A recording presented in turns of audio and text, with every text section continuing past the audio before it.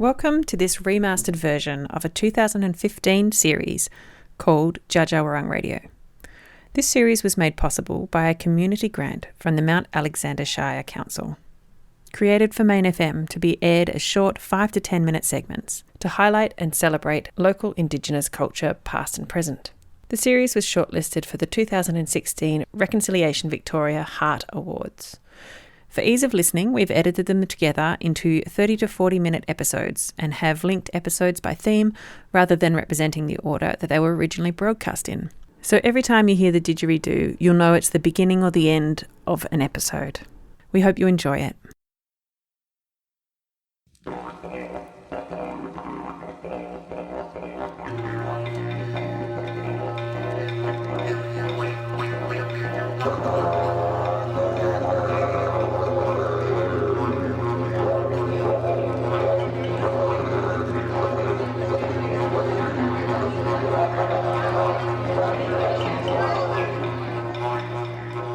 You're listening to a glimpse into the history and culture of the Dja Dja Wurrung people. Presented by Uncle Rick Nelson and Ali Hanley. During Reconciliation Week this year, Rick and I went to the new theatre in Bendigo called the Ulumbarra Theatre, and they were staging a show called the Ulumbarra Show, which was a beautiful production with many Indigenous performers. Some of them were linked to the local Dja Dja Wurrung people and some were not, but they were all there to celebrate the Dja Dja Wurrung culture. One of the people we got to interview was Kucha Edwards, who was one of the main performers and who, as many of you would know, has had a long and very successful career as a singer and songwriter. How are you, Kucha? A bit tuckered out. You tuckered out of a couple of performances? Yeah, two rehearsals, Sunday evening, Monday. Tuesday we did 2 shows, did 2 shows today. One community show tomorrow night and then another one Friday night. So when they talk about reconciliation, they got to realise that, you know, not to clam everything in one week. We're black all year round, so they can come and talk to us at any time, you know, not just in Reconciliation Week or NAIDOC Week. Yes, mate, exactly. Yeah. How did you get involved with the Ulumbarra show? Through David Bridie. I had written a song many years ago for the planetarium, the Victorian Planetarium out in Spotswood. Oh, yeah. And David needed a piece that was written explaining Aboriginal astronomy. The night sky thing? The night sky, Burrong night sky, and Aboriginal astronomy has been happening since, how old are we? You know what I mean? Not in our physical bodies, but our people have been on this continent since it was created. So thousands and thousands of generations. So David came and asked me if I could write the piece, and he gave me a bit of information, and so I writ Burrong Night Sky. So Burrong Night Sky is about 8 to 10 years old. So even though the show, Ulumbarra show, had only been in existence since last November, the song had been around for a while. But then again, the song line, way beyond the physicalness of the resonance of the song line has been here since time began. So how old's the song line? Exactly. And that's too hard to explain, you know. Exactly, that's right. How's things going with your career generally, brother? It's rolling along. It's been a long journey, Rick, you know. I don't know, I sort of remember as a kid singing in choirs and in primary school, and you don't make nothing of it, you know what I mean? You just think you're at school having fun, but I think music sources you out. You as an individual won't source music out. Music has this tendency to find the singers and find the poets and we interpret things differently as Aboriginal people. In referencing songline, you know, an existence of a non-Indigenous person, for instance, they call that, you know, from their birth to their death, and they call that a life. Yeah. Aboriginal people. Beyond that, doesn't it? Yeah, way beyond it. We interpret it differently. Where our ancestors predetermine our entering, and they will determine our exiting. Yeah. But our spirits and our souls will remain long after we're even gone. So we interpret that as a songliner. You know, that's my belief. I don't know if it's true, but sure, yeah. So you've performed up in Castlemaine a few times now. You like I love the. I just love the not the slowness, but just the balance. The balance that you come from Melbourne and you're nailed to the floor by time itself. Yeah. Do you know what I mean? Yeah. Whereas you get to the country and especially around blackfellas, time is irrelevant. Yes. You know, yes, that's right. and you know that's what I call a blackfella time. You know, it just you never ever wear a watch in the top end. Or in the desert, because it's pointless. What's the point of having I've got to get somewhere. Yeah. Well, you don't need it. Don't need a watch. Nowhere in a hurry up there. Eh? Yeah, but I also done stuff with James Rigby and Jane Thompson and the choirs and I love what they create and so I've been to Castlemaine, on numerous occasions. There's a really good cake shop there. Cakes and pies, but I'm a diabetic now, so I can't go sneaking into cake shops and pigging out on cakes anymore. So that's the influence of non-Indigenous Australians and their sugar, Yes, that's right. Saccharin or whatever it is. Yeah. Kucha, with the show that we just saw today, you were performing to 3 or 4 schools worth of kids, and in the question and answer session afterwards, you were really great. You were cracking them up. I think you can't just bombard kids, especially with education, and bombarding them with facts and figures and. So what I tend to do is I'd rather create a conversation rather than a Q&A. So if they remember me because I said I want 10 donuts and 3 hamburgers. The big guy with the bald head, he said, mate, because they'll go home and they'll tell their parents, there was this big Aboriginal guy and he said he eats 14 hot dogs and 3 hamburgers, and so they remember all the stuff about me. Yeah. They remember me as the bald guy who asked all these questions. And then I'll put the perler in and I'll say, well, how do you know whether you're living next to an Aboriginal person? Because there's more than just the black Aboriginal. Yeah. There's fair-skinned Aboriginals and there's fair-skinned Aboriginals with blonde hair and blue eyes. And what I say is the most perfect opportunity to actually find out if they're Aboriginal is go and ask them. Sit in conversation with them. Don't point the finger and think you know about us. Come and have the conversation. And then what happens is them 500 kids that were in the auditorium, they go home the Savo where we can't go. And they become the teachers of their parents. Because the parents may never have sat with an Aboriginal person in their entire life. And their parents are sometimes the ones that point the finger. And so the kids become the teachers. Yes. And they say, well, we saw this show and they talked about 2 feuding volcanoes, Thurungower and Loganbook, and they're out near such and such. Do you know what I mean? So they're actually teaching their parents, and that's the key to all that. So, all right, brother. Well, thanks a lot. We hope to get the Ulumbarra show up in Castlemaine soon, and so we hope to see you there. I hope it goes further than Castlemaine. I hope it goes to London and New York and Vancouver and Mumbai and I haven't been to Mumbai yet, but I want to go. So that's how far I want Ulumbarra to go. But thanks for your time and thanks for the opportunity. See you around. Ta-da.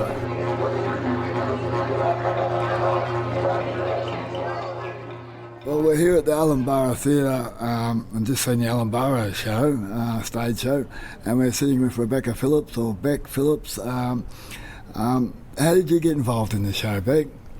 Well, last year, I guess we were approached by the corporation. So Barb had Dja Dja Wurrung. Yes, the Dja Dja Wurrung Clans Aboriginal Corporation. Barb had said it would be good for Harley, Denali Lee and Trent Nelson and myself to be involved, to just try and brainstorm a few ideas about the stories that we could share about our ancestors. You've got Dja Dja Wurrung connections, yes, of course. I do, yeah. My great-great-great-grandmother is Caroline Malcolm, so she's one of the ancestors on there that we talk about. Very strong woman that I wouldn't be here without her strength and resilience. So I'm very proud of my heritage there. So what gave you the inspiration to write Our Story? Is it that song? There's Country? My Country. My Country. My Country is the first song sung by Emma Donovan. And so when I was writing our family connection, I guess, for the Jua Majara book that we published last year, I think, that was kind of what came out, my words about our connection to country, our spirituality, all things are connected.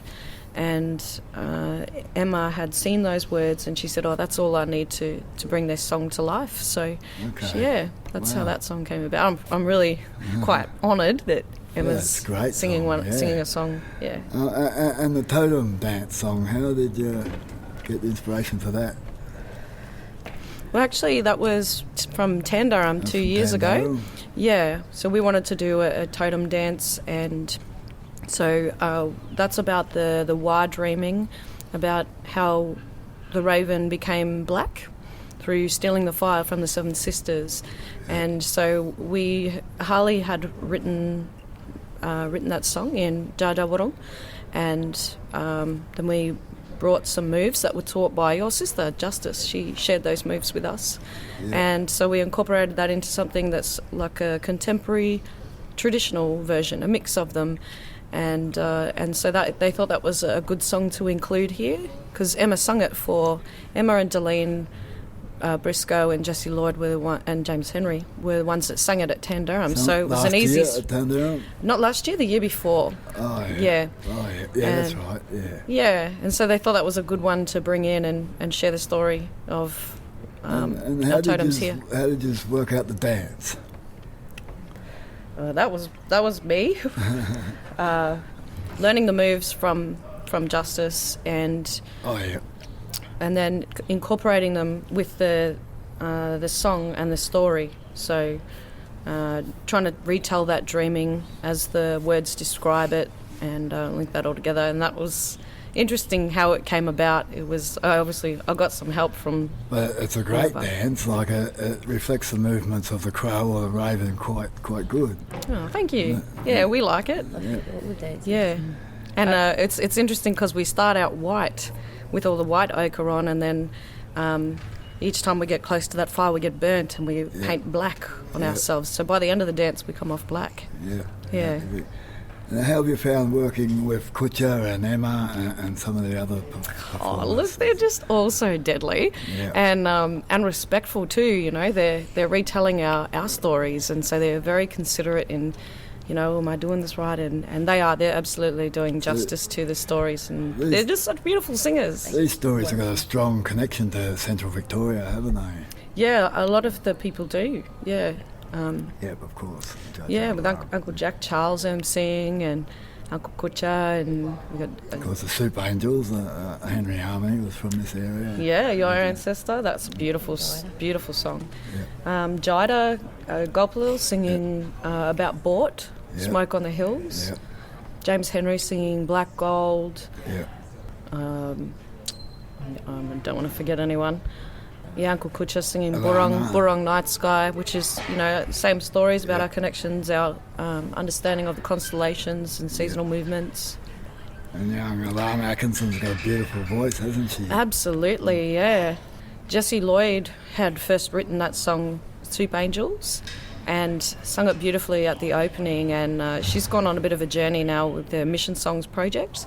So that's taken her to Sydney this week, and so Alana has filled in for her, and she's doing such an amazing job. She's a beautiful voice. And I think the best thing about this show is just how it brings everyone together. It's really what the show's about. Ulumbarra gathering together, uniting the tribes. I'm hoping to bring a big mob of Nelsons up on Friday night and perform with you guys too. So, yeah, that'd be excellent. So, have you got a favourite Indigenous artist or song, Beck?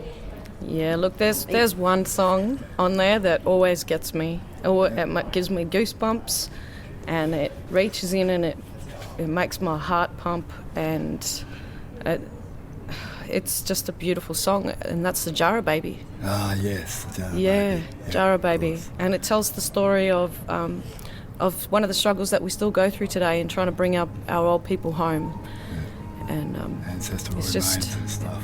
It's a really sensitive song, and the way Emma sings that one is just so beautiful. Hope you all enjoy it, and I hope everyone gets a chance to see the show at some stage. Thanks very much, Beck. Thank you. Jarrah, Jarrah, baby, high in the tree, wrapped in a bundle of possum skin and leaves.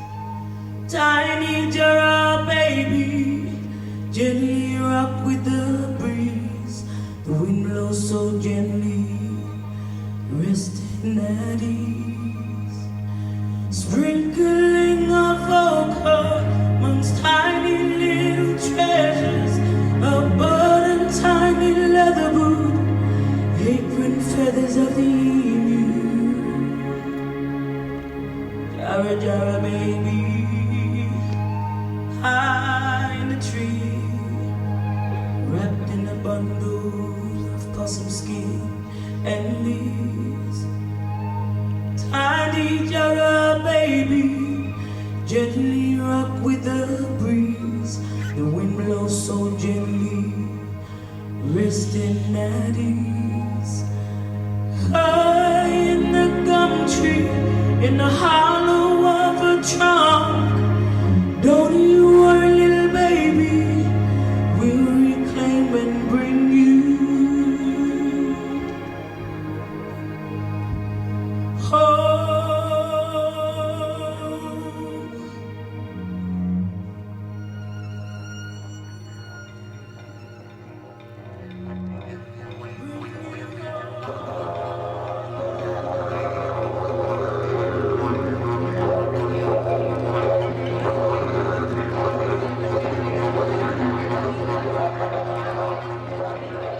Bettina Bysouth was one of the performers, and at first she didn't really want to talk to us. She was a bit shy about being on the radio, but then she started talking about what Reconciliation Week means to her.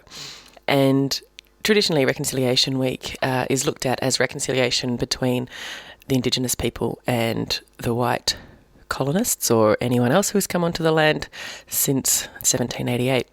But she had a slightly different take on it, which I think is just as important.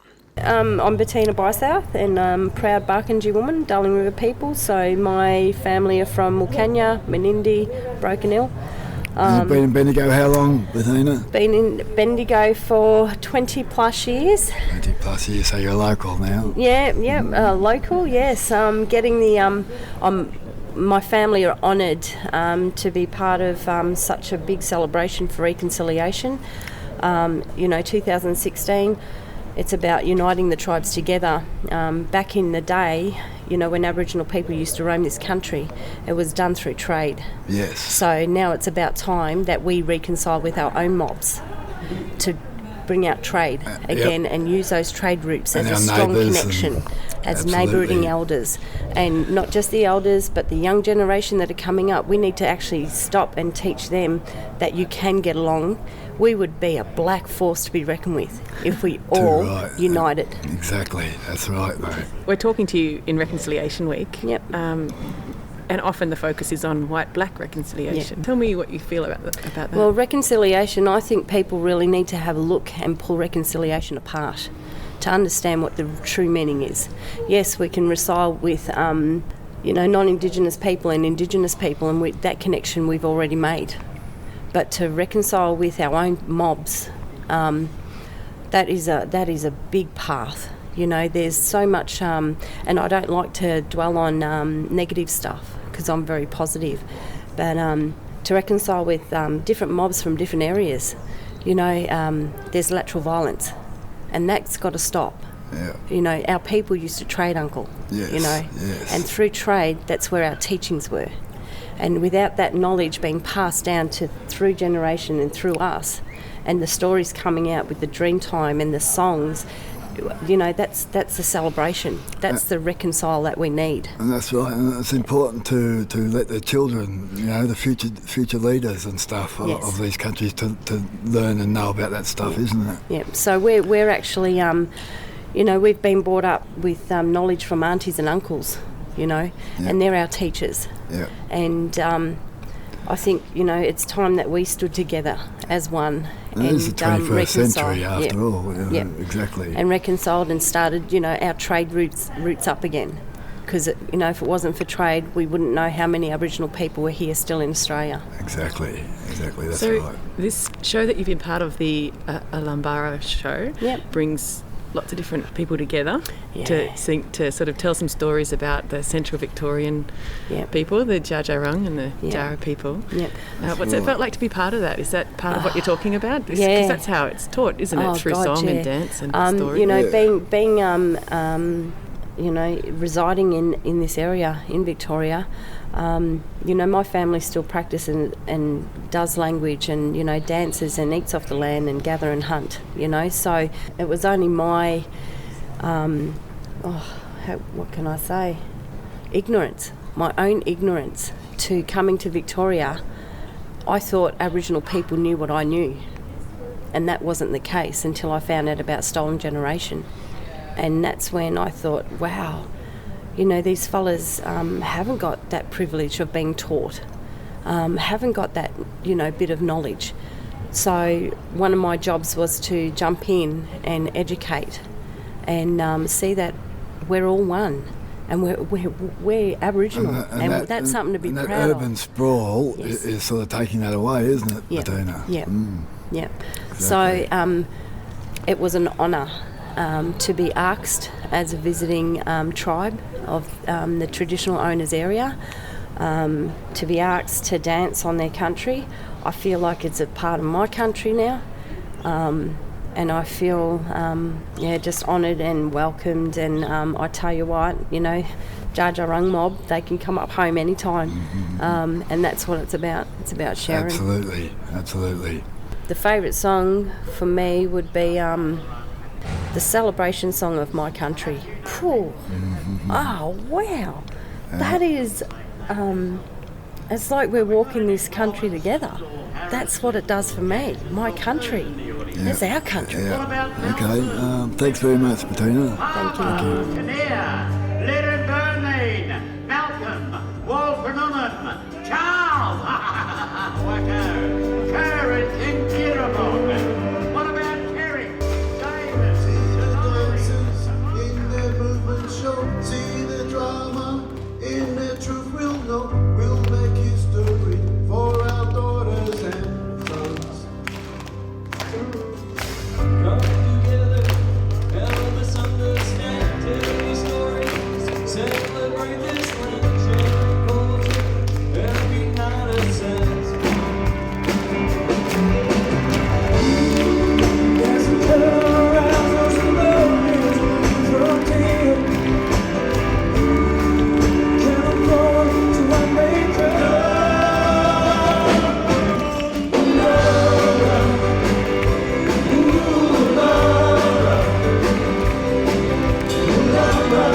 Walk together hand in hand with the spirit of the love.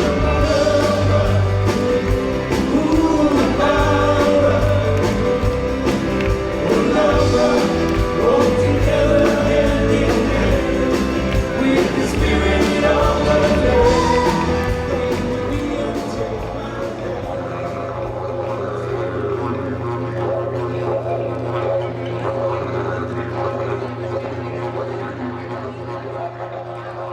Jack Charles might be familiar to listeners. He's performed many times in Castlemaine and would be a familiar face around here. He was the MC or narrator for the Ulumbarra show and did a great job of linking the songs through story. We're chatting with Uncle Jack Charles. G'day. How you going, brother? No, it's terrific to be up here on country. Fantastic, isn't it? How did you get involved in the Ulumbarra show, Uncle Jack? I mustn't have been doing anything. I've got a very tight schedule, busy schedule nowadays. But when I was first approached, I said yes, I want to be involved in this because there are Jar stories. You've got Dja Dja and I've only Wurrung. lately become aware. You've got Dja Dja Wurrung connections yourself, haven't you? Connections, and they're my greats. That's right. And that through Johnny Charles, etc. So it's for people like me of the stolen that hasn't been raised in any Indigenous manner at all, and I was purposely raised at a time of the assimilation policy. So being lumped into the Box Hill Boys' Home as the only Aboriginal, I kind of thought now in reflection to those times that if other Aboriginal kids or registered kids as Aboriginals were moved into the home with me, I believe it would have been seen as a failed social experiment, the assimilation policy. It might have worked for those that were white enough to pass, but for those of us that distinctly looked Aboriginal, it was a difficult time because it's only taken till I was 60 when I started to get the information from Uncle Jimmy Berg's Koori Heritage Trust, and from people that I had occasionally worked with. You're so and so and you're so and so, and I really am like this. Did you know Uncle so and so? There's so much more that I had to discover. Yeah, with us all, Uncle Jack. Yeah. Yes. And you've been in Castlemaine a few times. You've had your other show there. I said today to the audience that Bendigo Jail is reputed to be my second favourite jail. Having got my third, fourth, fifth, and sixth form in the education centre, in which this fantastic 1,000-seater theatre has been built upon the original education centre. Yeah. So that means a lot to me. Keith Richardson was the head teacher here at the time. And there were differences then as to what is happening now. In those days, the Office of Corrections were the clients of the Education Department. Exactly. And so we had, educationalists that were thinking beyond the box, beyond the square. And that Keith Richardson was like this. And over in Castlemaine Jail, my favourite jail, I learnt the fine art of pottery there. And I became the Victorian prison's hotshot potter. Going on from one jail to another to set up my pottery shops, which I called Psycho-Ceramica. Because you had to be a crackpot to be in the nick in the first place, mate. But it was a success, and in prisons I became a leading light. Black light of the future for many of the white and Aboriginal prisoners. Yeah, so we're hoping that we might get the Ulumbarra show up in Castlemaine, maybe during a state festival or something. It was absolutely fantastic for me to perform Romerill's play that he'd written in the 70s. Yeah. In the vain hope that I would ever, that I could do it. And here I was doing it at the Castlemaine Festival in that jail, using my old cell as my dressing room. You can't write these, you can't whip these up out of your trams and trains, out of your brains. It's there, it's truth in history.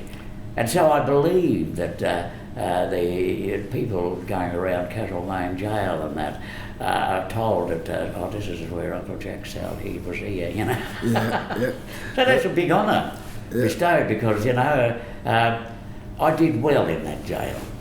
I never harmed or hurt anybody. I tried to educate them, and I taught them the fine art of ceramica. So with this show, Uncle Jack, it's a fantastic way to teach the kids, isn't it? Absolutely. With song and performance. Song and performances, and little bits of history will come out of it. Connections will be made. And they've been really tuned in, the kids, I've noticed. I've noticed, everywhere we go, we've done Coranderk, by the way, for 600 and 400 and different venues, and like today's audience and that, and yesterday's I haven't seen the Colin Dirk one. You know, really interested. And the questions thrown by the kids. Yeah. Interesting. Yeah, We're breaking new ground all the time, aren't we? That's right. And I think they're our future leaders, so we need to educate them in all these matters and stuff. So good speaking with you. Yeah. Thanks a lot. That was Uncle Jack Charles. That's it. Thank you very much. You're welcome. Here's Uncle Jack Charles introducing the Ulumbarra show and the very first song, called Dja Dja Wurrung. Woman Jetta, welcome. Where we are today has been a gathering place for many eras, many years, used for countless generations by many Jara people as a place of ceremony, more recently as a jail, another type of gathering place, no less. I've been a guest of this particular prison on a number of occasions, and I've always liked to say it's reputed to be my second best favourite jail. One can have favourites. Tonight, or today, we gather here once again at this Ulumbarra as it's returned to its gathering place. I'd like to invite you to come on a journey with us back through time with many stories of this country until you find yourself back in your seats where you first started. Thank you for coming, and please enjoy with all your senses. Now the first song here. Here's the soulful Emma Donovan with a song titled My Country, written by Beck Phillips. And we're ably assisted by the voice of Ilana Atkinson.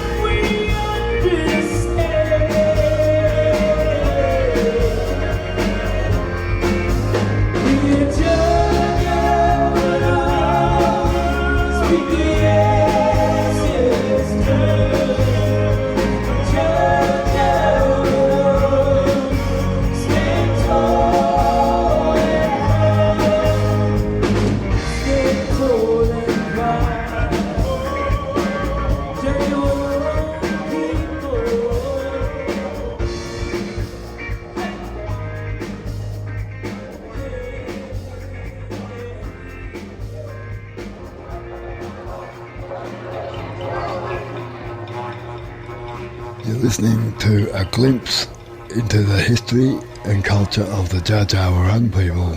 Presented by Uncle Rick Nelson and Ali Hanley.